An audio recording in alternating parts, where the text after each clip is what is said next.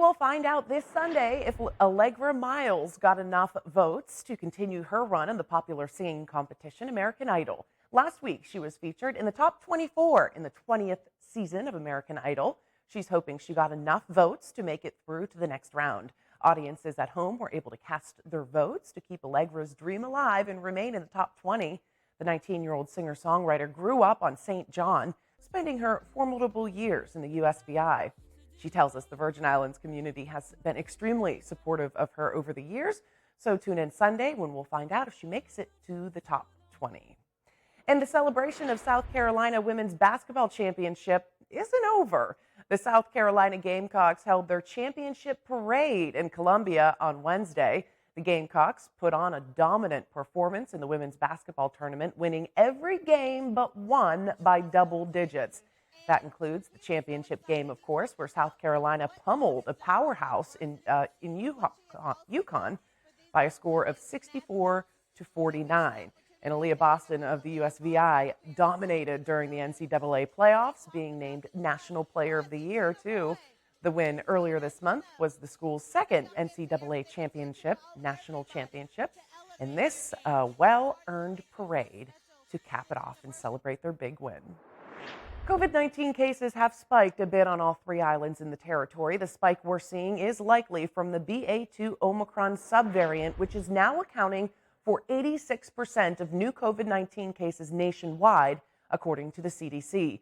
The VI Department of Health received confirmation that several cases of the BA2 variant have been identified in the territory. Health leaders believe the Omicron variant BA2 has been in the VI for a while now, and they expect future sequencing will identify additional BA2 cases. According to the latest numbers from the VI Department of Health, there are 161 cases territory-wide right now, with 75 on St. Croix, 79 on St. Thomas, and 7 cases on St. John. Meantime, the FDA has authorized its first COVID-19 breath test. The Inspector COVID-19 Breathalyzer detects chemicals associated with the virus that causes the disease in a breath sample. The FDA says if the sample comes back positive, it should be followed up by a molecular test. The breathalyzer test, which could provide a result in around 3 minutes, has to be done by a trained operator. The test uses equipment about the size of a piece of carry-on luggage. Other COVID tests typically consist of nasal or saliva swabs. And Pfizer says booster doses of its COVID-19 vaccine raises antibodies against Omicron in 5 to 11-year-olds. The additional shot, given 6 months after the 2-dose primary series, led to a 6-fold increase in antibodies. That's according to research from Pfizer.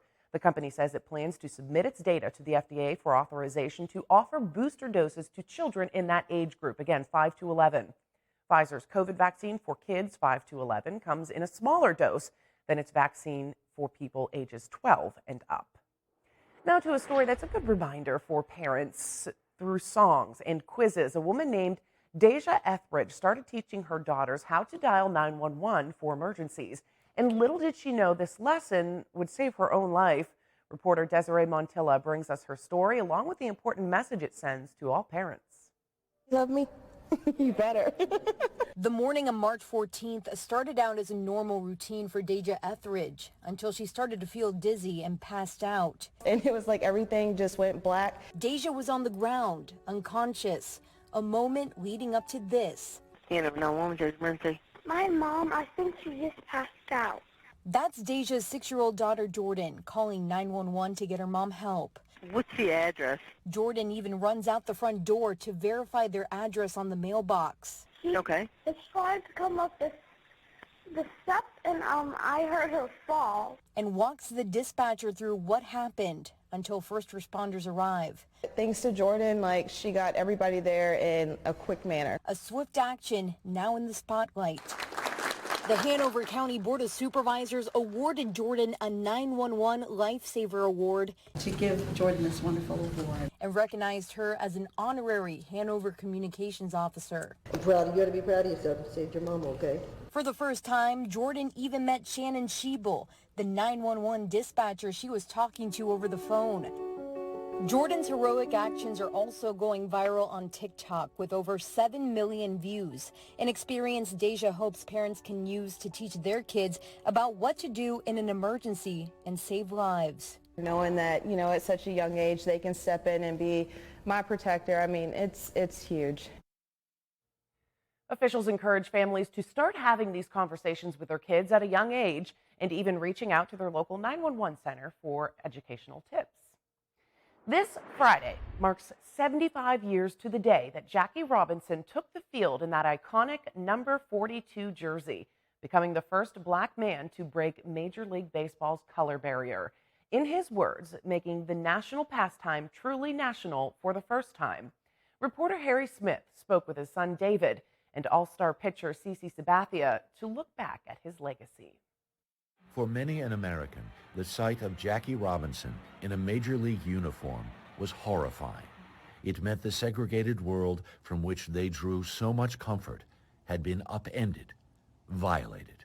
For Robinson, it was both an opportunity and a burden. He came out of poverty. His grandmother was a slave. His mother was a sharecropper and a domestic servant. He knew the horrors of the enslavement of our people and the discrimination and oppression. David Robinson is Jackie's son. Here's the two of them at the March in Washington in 1963. Fourth inning, no score, Brooklyn up, and Jackie Robinson pokes one into the left field stand. For Jackie Robinson, baseball was much, much more than a game. Baseball was even, for my father, a social development tool. His success was as a social change agent. As a black man, I find it quite discouraging to look around and find how little has been done to lift minorities from the depths of poverty and despair. In our home, he had a trophy room, and one wing or one wall of the trophy room was a glass encased setup where trophies and memorabilia from baseball were all there. But the other three walls were all about social involvement, plaques 3 deep on the walls in terms of thanking him for service and commitment and determination. On the field, Robinson was Rookie of the Year, an All-Star, a Hall of Famer. Yet his stellar career did not exempt him from a fusillade of racial slurs, hate mail, and death threats. The St. Louis Cardinals threatened not to take the field when the Dodgers came to play. As I read his autobiography, he talks about how significant a toll it took on him psychologically. I don't think he would have done anything differently. I don't think he could walk away from that challenge and that opportunity. For black Americans, Robinson was a godsend, a breaker of barriers, a symbol of triumph, of hope. There were certainly those who did not want us to succeed, but for every one of them, there are hundreds who are rooting for our success. For baseball players of this era, his are the shoulders they stand on. Tell me what it was like when you were playing to put the number 42 jersey on. This felt great to be able to, represent Jackie. I wouldn't be able to have a chance to chase my dreams without him. So to be able to honor him and go out and play the game that he loved and I loved, it was great. CC Sabathia was a dominating pitcher for 19 years in the majors, a 6-time All-Star. Can you put your head in the mindset of what it must have been like for him to take the field? You know what? No, I can't. And that's why, I'm so grateful to him. This game is hard to play. And to be able to go out and play with the whole country watching you and the pressure of all these African Americans, on your back. Because if he failed, then it may be another 10 years before we get another black player in MLB. In Robinson's treacherous and triumphant journey, always there at his side was wife Rachel. She turns 100 this summer. Their son says they were indeed a dynamic duo. He couldn't have done it solo, and a woman other than my mother, extremely intelligent, extremely sensitive, couldn't have stood up to the pressure either. They were both remarkable, remarkable people.